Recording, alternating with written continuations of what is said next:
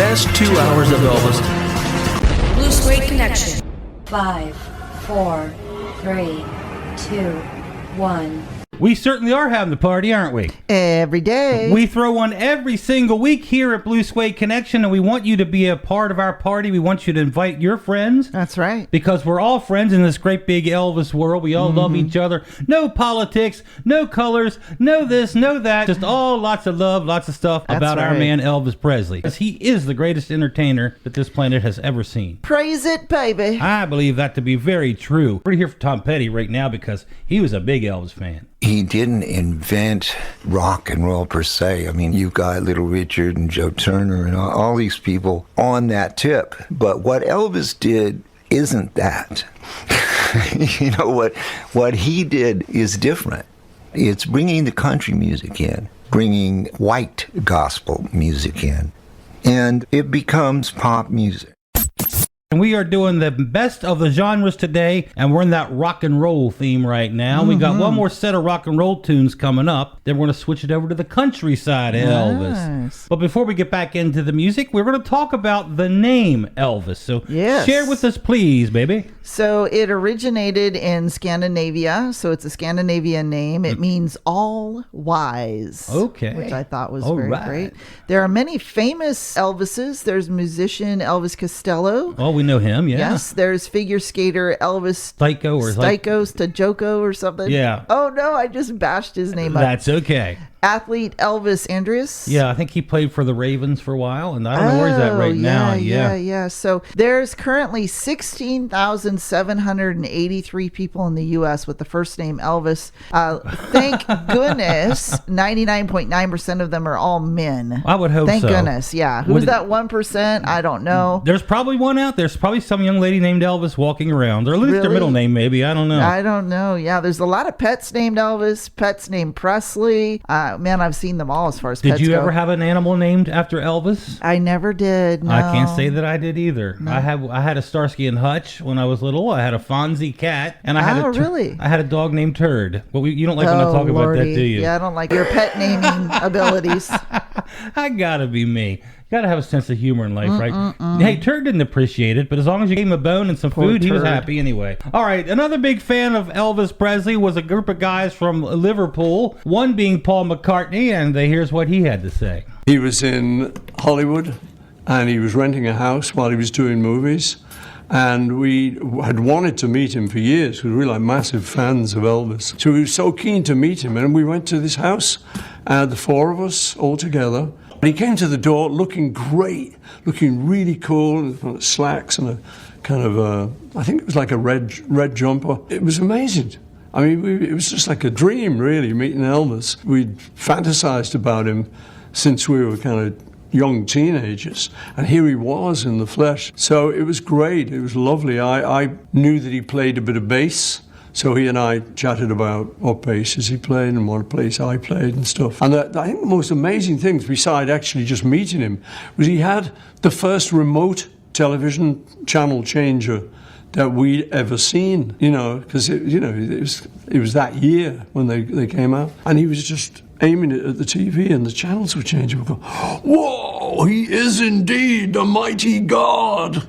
We can turn the channels without approaching this television set. So we were very impressed. We picked the four main categories today: rock and roll, country, rhythm and blues, and gospel. But, Elvis did so much. We could have did power songs, big songs. We did shows on that. Mm-hmm. We could do love songs. Which we just ran a love song show. We did. So there's all the categories we could have went into today, but we stuck with the main four. No, I think you did good. Yeah, okay. I'm glad you're happy with it. I'm very happy. One of Elvis's favorite songs of his own, he did like Don't Be Cruel early on because his mother liked it. Right. He was asked early in the early days what his favorite song, and he said Don't Be Cruel. Now, his favorite film of his own, of course, King Creole, and that I think most fans agree that's one of his best acting films. Oh, yeah. Yeah. Elvis's favorite songs, as far as we know, were known only to him was his favorite gospel song. I've often heard that. He loved Green Green Grass of Home, which was recorded by his buddy Tom Jones. When he heard Jones do it, he said, I'm doing it too, because I like it too. Yeah. And he also loved I'm So Lonesome I Could Cry, one of his favorite sad country songs. Right. All right, so Elvis worked with a lot of country artists in the early days, and they all got to know him. People like Glenn Campbell and the man in black himself, Johnny Cash. So I think he should get us kicked off with the country part of the show. What do you think? The best performer, probably Elvis Presley. I don't think anybody could touch him. He had a lot of rhythm. He was a very good singer, and he was a fabulous performer, and the way he moved the people. When he was 19 years old is when I toured with him at first. And not only the girls loved Elvis, but every man backstage was standing in the wings watching Elvis. He had that charisma, that magic, that a great performer needs to get the people right there. Elvis always did that. We're doing the best of the genres today. We did rock and roll. We kicked it off with rock and roll. Now we're into the country thing. Right. And, the thing about Elvis, the 50s, he was pretty much all rock and roll. He was the king of rock and roll. That's where he got the title. Sure. But in the 70s, Elvis was on all kinds of charts, from easy listening to rock and roll with Burning Love and Patch It Up and songs like that in the top 40. Right. But then you could go to the country music charts and see that you don't have to say you love me or Kentucky Rain might be climbing the charts on the country side of things. Correct. And then some of the songs were on both. Many of them were on both, on country and on rock and roll. And of course, he was winning Grammys for gospel songs. So Elvis was what you call a crossover artist. Oh, big time, yeah. UKessays.com says the most successful and memorable of an artist capable of perfecting genre crossover music was Elvis Aaron Presley. Yeah, buddy. Yes, so he was. They gave him credit for that, and many do. That's why we did this show today, because there's so many genres he covered, and he did them well, and he did them like only Elvis could.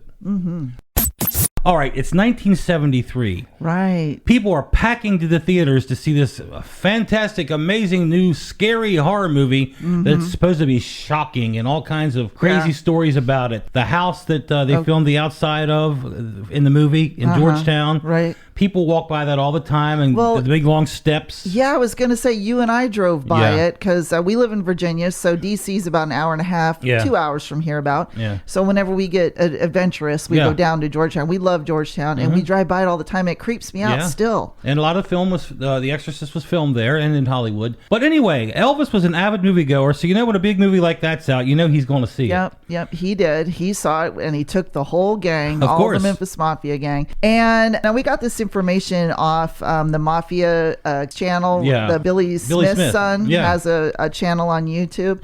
And I guess he must have gone. Right. Either that or, sharing the story from his dad's perspective, because he would have been pretty young in 73. But anyway, apparently they felt that Elvis was uncomfortable with it. However, in Elvis fashion, everything was made a joke. I mean, he would never show you that he was scared or everything had to be a joke. So apparently his comment when he saw the scene where her head turns around and all that, he said, wow, I wish I could do that, because then I could see how I look from behind when I get dressed. Something like that. He made a joke out of it pretty much. And, but a couple years after that, they went to go see Jaws. Right. And he loved that movie, they said. So I guess he didn't necessarily really love The Exorcist, but... That makes me happy, because that makes me know that Elvis loved my two favorite films, because I know he loved Rocky. Yeah. He really liked Rocky. He was recited as saying in Jaws, I wonder how many people that fish could feed. That sounds like it's Elvis. Just, his humor is funny. All right, let's get back to the countryside of Elvis, and here's Glenn Campbell talking about his friend. I met him in Albuquerque in about 57, I think. He came by. He was a Fair and Young show featuring Elvis Presley. I got to see Elvis in the Raw, just with the three guys, with Bill and Scotty and the drummer. Bill Black was his bass player at the time. And it was just awesome. It was just so electrifying. It had so much energy. I could understand why he was as big as he was then and why he got so much bigger. Hey TL, I think Elvis fans are starting to catch on to Blue Suede Connection. What's not to love, Daniel? 2 hours of great Elvis music, lots of fun. It's our own private party. And we want everybody to be part of the party. Hear all the hits, rare cuts, and lots of surprises too. We are your Blue Suede Connection. Thanks for watching. Don't forget to like and subscribe to the channel. And hit that notification bell. We are your Blue Suede Connection.